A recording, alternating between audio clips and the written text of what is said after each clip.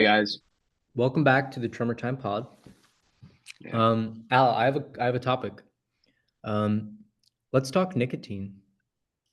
Is it good? Is it bad? Does it help you Okay. work? I don't think it's actually that good. Here's why. It's just a slippery slope of it's very addictive. So I wouldn't recommend for young people to start doing it.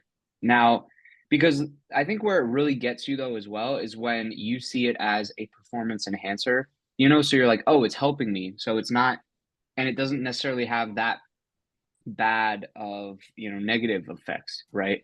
But like I'm not sure what the actual science is on this, but I feel like it increases your heart rate, probably increases your blood pressure, and like reduces your all that type of stuff. So probably not great for cardiovascular. Whether or not it's carcinogenic as a chemical in and of itself, I'm not sure. Because obviously tobacco products are pretty carcinogenic the way they're processed and produced, and I don't know, whatever, it's smoked and stuff. But yeah, dude, I don't know. I just feel like I would want to reduce it, more, and sure, like sometimes you can almost like physiologically tell when like, okay, nicotine would like help based off of like my mood, because nicotine kind of gives you like a chill happiness, like a little bit of serotonin, I think is actually one of the neurochemicals that it helps fire. So, if you can tell like, hey, I'm low in serotonin, like like a 2 milligram Nicorette gum would help here, it usually does. But yeah, I don't know. Like it's almost like the long-term consequences are potentially more detrimental than the short-term gains. What do you think though? All right. So here's what I think. Number one, I'm chewing a piece of nicotine gum right now. I think that like most substances that you can use to, enhance your life, I think you need to figure out a way to cycle it in order for it to be net positive. I think the idea that like nicotine is bad or nicotine is good, it's the same conversation around caffeine. It's the same conversation around lots of different things that people use to enhance their life. Um, I don't drink alcohol. I think that's one of those things a lot of people say, oh no, like a drink, glass of alcohol every once in a while is really good. Um, and it might have some sort of, like wine could have some protective properties or compounds. But here's the headline. I think you need to cycle nicotine in order to get a net positive result from it. Otherwise, it is a very slippery slope. And here's why I think it's a slippery slope. For me, I started chewing nicotine gum for the purpose of focus. So I started chewing it just so that I could focus better when I was working and that I Because of people like Alex Ramosi and other influencers saying, "Oh, it's not that bad." So yeah, yeah, he definitely I think actually I heard about him having like using it after I had started using it, but um I think I actually, the funny thing is I started recently chewing it when because um I think like maybe like 3 or 4 years ago, I had chewed a piece of nicotine gum when I was doing some homework, and I just found it so easy to like be interested and focused for like a complicated math problem, and I like got it solved. Whereas like when I was like really struggling when I was, just I guess sober, quote unquote. Um, and then like just like probably a year ago, I I was like really struggling with a programming problem I was trying to solve, and I was like, you know what? I think this would actually help me focus and like solve this. And literally, it would work like a charm. Like I absolutely was able to solve the thing, focus, create a very like clearly organized solution. Um, and and then I've just kind of been using it, like increasing the amount I use ever so often, just throughout the last year. Dude, I'm literally today is like a crazy day for me. I'm on my fifth piece. So here's where the slippery slope conversation comes in. exactly. It literally it's okay. So here's the headline. Nicotine is something that makes you feel good when you consume it, and it's so essentially you're being rewarded for using it, right? Now, the problem is that if you rely on like whatever so I work, I chew nicotine when I work. So I'm basically being rewarded when I sit down in front of my computer to do some work and I feel good for a little bit and I focus. And that's awesome. And that can actually be very productive. Here's where it gets slippery. If you find yourself sitting down, you're building up a tolerance, and now you've had 3 pieces of gum just in the first hour, 2 hours of your working, just to maintain that feeling while you're working, it can become very like bad for you because like of all of the health benefits that you talked about, I'm pretty sure all of those things are accurate. It's a vasoconstrictor, so it's going to increase your blood pressure. It does increase your heart rate. Um, it has long-term, by the way, long-term vasoconstriction effects. So I believe if you have like, a few pieces of nicotine gum throughout the day, those vasoconstriction properties will last for 5, 6, 8 hours after you consume it. And if you're not spacing out your consumption long enough, you could literally just have this extended period of vasoconstriction, which is not Yeah. good. So here's what I would say. You need to find a way to cycle it. Like basically take the weekends off. Don't use it on the weekends. Weekends are for sort of more relaxed work. You're not going to be doing as high focus requirement work, like lower focus requirements on the weekend, stuff like that. That's how I would address nicotine. Um, yeah, it's funny because nicotine doesn't have the same like withdrawal, at least in my experience, doesn't have the same like withdrawal effects as like long-term caffeine consumption. Whereas like, with long-term caffeine consumption, when you go a day without coffee, you basically have this like mild headache, you feel groggy, you feel that for 2 or 3 days in some cases when you haven't had any coffee. Have you ever had that? What? Coffee headache? Yeah. Yeah, everyone does. But I mean, as far as the best way to use nicotine, if to use it, is, I mean, I have a type of personality where, for coffee, for example, I've gone from no, I'd never drinking coffee very rarely to drinking it daily and needing a lot of caffeine now because I'm like, well, this is a tool that I can lean on. Okay. And then I lean on it more and more until it's just excessive. So I think, you definitely have to moderate it. Yeah, I guess just moderate it if you can and you can get some benefit out of it. But just realize, like, hey, once you start that relationship, it's pretty much not going to be going away anytime soon unless you like cut it cold turkey. Because yeah, you can play around in this gray area intermediate of like, oh, I'm just doing it on the weekends. And it's like, oh, okay, now I did it. I bent my rule a little bit. And now it's like, well, we're falling down the slope again. It's like now we got to pull ourselves back up off the slope and do it only on Monday, Thursday, Friday. And then, oh, so it's just like, unless you cut it cold turkey, it's always going to be kind of creeping in and stuff. And that's why it's like, you got to accept that you're going to be in a relationship with it or not. So, and I would say, as far as just a pure health standpoint, just not having it is probably ideal. But if you want to get that extra boost and get some more work done and get some more focus, then go for it. But just realize you're probably sacrificing just a little fraction of your health in doing so in the pursuit of better business performance and whatnot. Well, I will say And this, neither of us are doctors or nutritionists, but I mean, there are positive effects that you get from nicotine supposedly. neither of us You know, are doctors yet. neuroprotective effects from it. And also lots of the studies that have been done on nicotine and its effects on the body are done on tobacco products. But if you're not using tobacco-based nicotine sources, there are studies that show that a lot of those effects, or in fact, all of the negative effects from tobacco-based nicotine, just don't exist in like pure nicotine products like nicotine gum. But I'm sure there are studies disproving that claim as well. I just know that there are papers where they do not show any negative effects, long-term negative effects like those that exist with tobacco-based nicotine. So, yeah, we're not doctors, but I think like it's arguable as to whether or not you're sacrificing your health. But here's the truth: if you do develop like a dependence on it and you use it a lot throughout the day, every single day, I imagine you're definitely sacrificing some aspects of your health. But here's the thing: if you can figure out a way to cycle it, Alex, would you agree that if you're able to like only have 3 pieces of nicotine gum per week, even, do you think that that could be a healthy amount to use if you could figure that out and make sure that you don't go beyond it? Like, is it possible?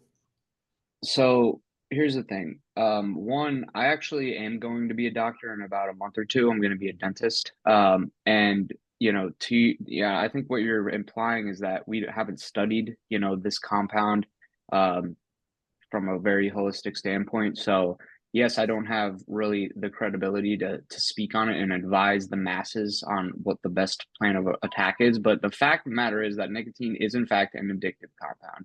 So I don't typically recommend addictive chemicals or compounds to the masses.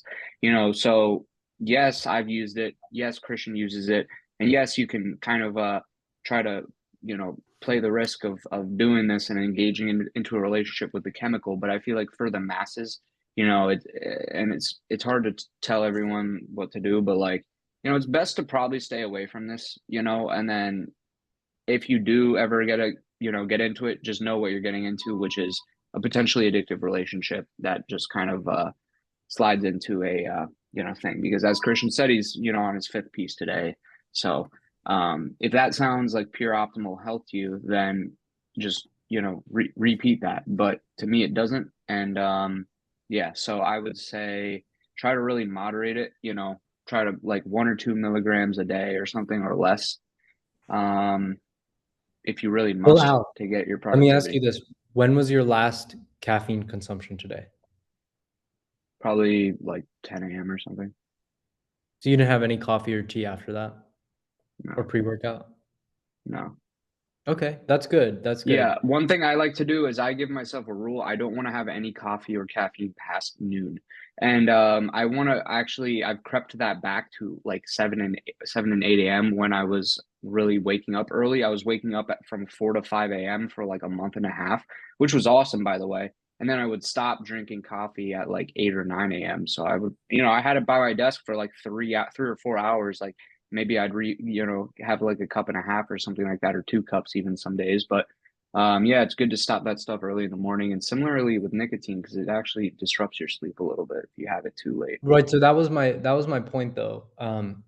Having caffeine later in the day, which is frankly a crutch that a lot of people use, um, I would say that caffeine is probably worse for you if you're abusing it than nicotine if you're abusing it. And the reason is because caffeine will disrupt your sleep if you're having it later in the day. And, Yeah. if you ask like almost any like health guru or frankly doctor, sleep is like one of the most important things to get right that determines how healthy you are. And frank like things like mortality, even like just how long you live, can be pretty accurately estimated based on sleep quality. Like, what is your sleep typically like? Oh, I typically go to bed after midnight and I wake up at 6 a.m. and I stare at my phone before I go to bed. Right. If you take all of that data, you can usually accurately predict how healthy someone is. And so I would say that if you're using nicotine and you're using it in a very intentional, conscious way, and you're not overdoing it, I think it's much better than relying on caffeine. And even if you were to compare the two, sort of overdoing both, I would say I'd rather you overdo nicotine than overdo caffeine, because nicotine won't affect your sleep that much. That much, I believe it has a 45-minute half life, meaning every 45 minutes, half of it leaves your system. So it takes usually 2 to 4 hours for nicotine to fully, leave your body, and then whereas caffeine, I think it's like an 8-hour half life or something. So it takes much much longer to actually fully leave your system, and it will disrupt your sleep. Whereas nicotine, I would argue, very mildly would disrupt your sleep. This is something that has been researched, as compared to caffeine, and it's also leaves your system faster. So you Yeah. can usually have it later in the day, get more work done, and then you don't have to worry about your sleep being disrupted.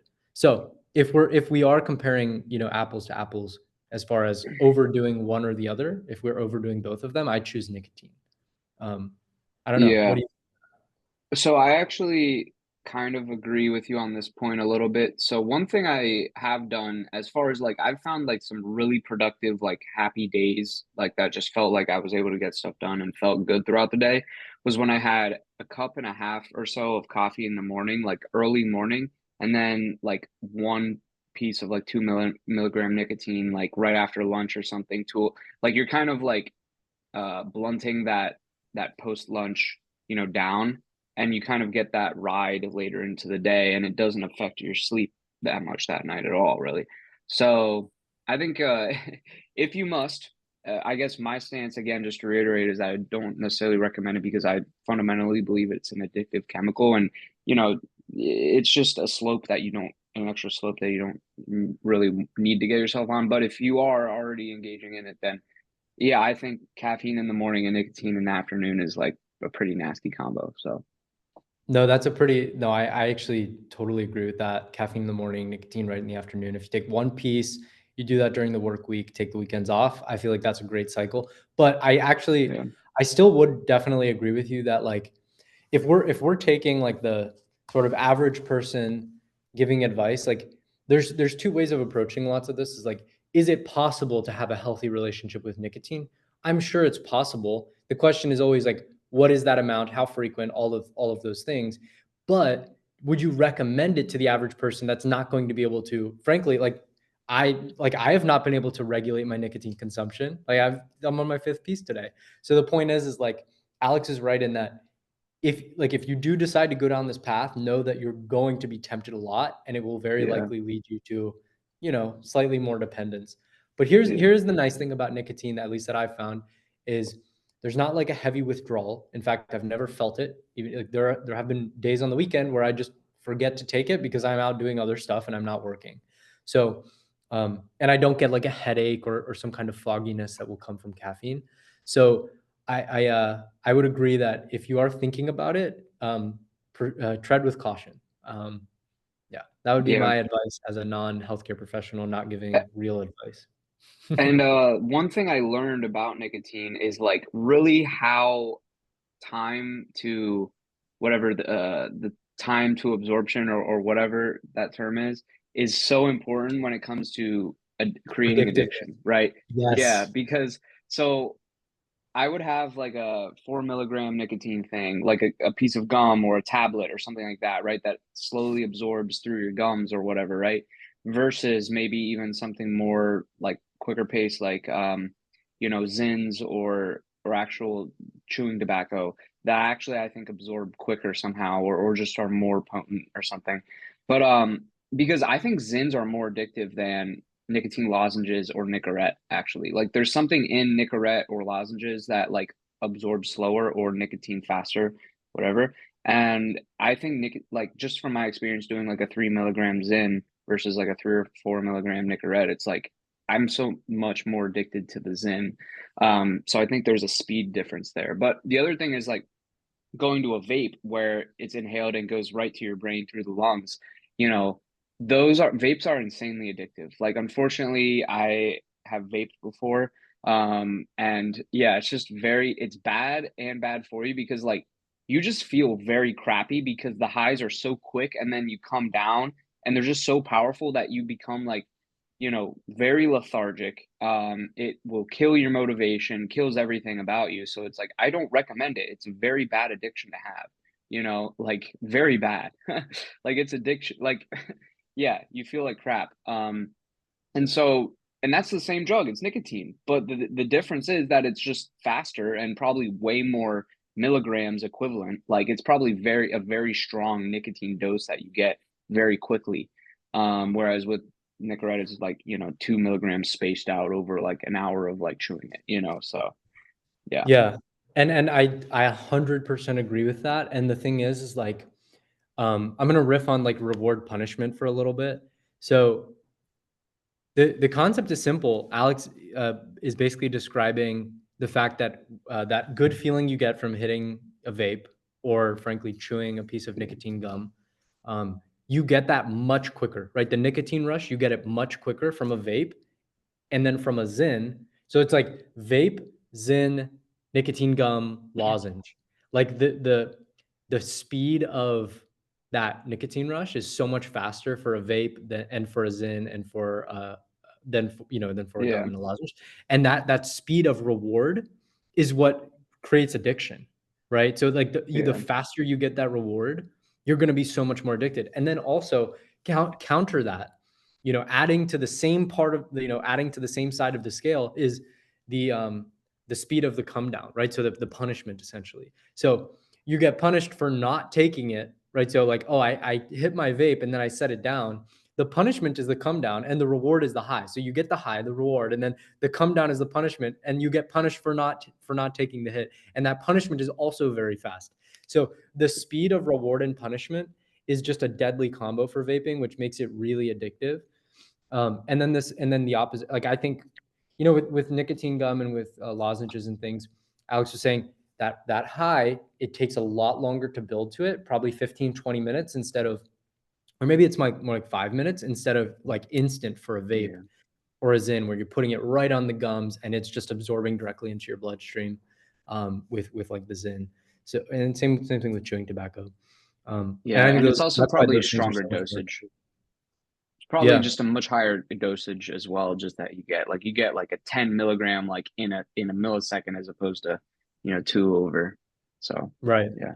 Exactly. But Yeah. yeah. And then the other thing I've noticed is when I vape and then I like feel a crazy like buzz rush and I feel good for like 10, like 5, 10 minutes. And then like, I take another one, like you get the buzz and then you would just keep doing that, right? Keep hitting it. By an hour later or 2 hours later, you actually are ripping it and you don't feel any difference. Like, so, Yep. but the first one is always the craziest buzz rush. And then it gradually just goes down until you're hitting it at bigger or the same that you were before and you just don't notice the difference. So it's kind of Yep. funny how that your brain just adapts to it as well. Totally. Totally. Yeah. Yeah. It's wild. So Anyway. anyways, Um, guys, I'm gonna be a doctor. Alex is gonna be a dentist. He's like, I recommend chewing tobacco. You gotta experiment with the things to know why to advise against them. So that's why No, I'm fighting Alex, the like good fight. you're about to work on a patient. You're about to work on a patient. You pack a lip right before you. I'm like drooling into their mouth accidentally. Oh, sorry. You're spitting into a cup. No, no, no. You use that spit nozzle thing. You use the spit nozzle to take the dip spit. You're like, I use the hold on slow one speed second. suction. The suction, I and put it then in you their put it in mouth there. and oh, thank God. Sorry, that was a No, no, nasty Alex. one. Then you pack the patient a lip for them on their way out. You're like do you want the cotton thing or do you want me to pack a lip for Or like you? I'm trying to put a cotton roll in their lip for isolation, but instead I accidentally grab a pouch and like put it in without even noticing it. They're like, dude, Zip I'm tie. getting buzzed. Like, what the? That'd be Oh, that's crazy. funny. That's That's funny. funny.